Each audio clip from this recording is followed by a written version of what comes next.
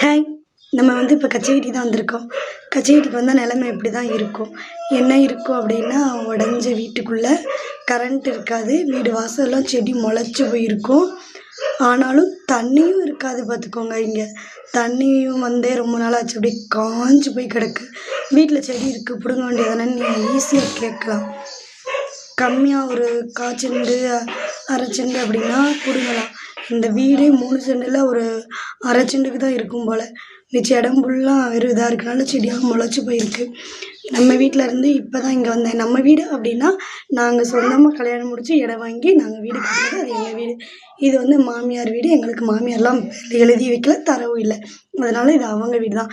எங்களுக்கு என்னைக்கு கொடுக்குறாங்களோ அப்போ தான் அது எங்கள் வீடு. அதனால தான் இருந்தது.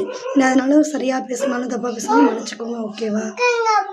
மெயின் விஷயமும் என்னென்னா, வெயில் டயத்தில் கரண்ட் இல்லாமல் இருக்க முடியாது.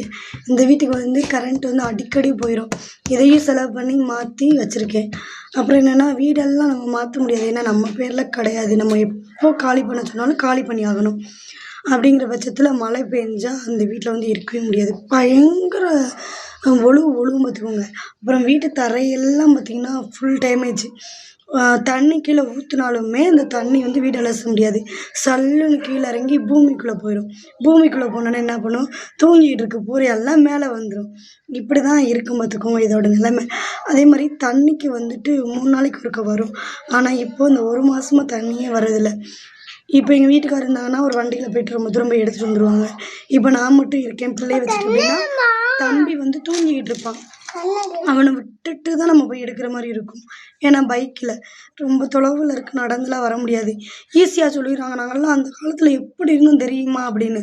அந்த காலத்தில் அவங்க இருந்தாங்கன்றக்காக நம்மளும் இந்த காலத்தில் இருக்க முடியாது. அந்த காலத்தில் அவங்க மாமியார் என்ன பண்ணாங்களோ அதையும் நம்மளுக்கு திணிக்கணும்னு சொல்லி தான் இப்போ நான் வீடு வாசல் இல்லாமல் இருக்கேன். ஆனால் இப்போ நான் நல்லா இருக்கேன். என்னை யாரெல்லாம் என்னை கஷ்டப்படுத்தினாங்களோ அவங்க முன்னாடி நான் வீடு கட்டி சொந்தமாக இடம் வாங்கி 2 பிள்ளைகளோட இவருங்க சந்தோஷமாக இருக்கும்.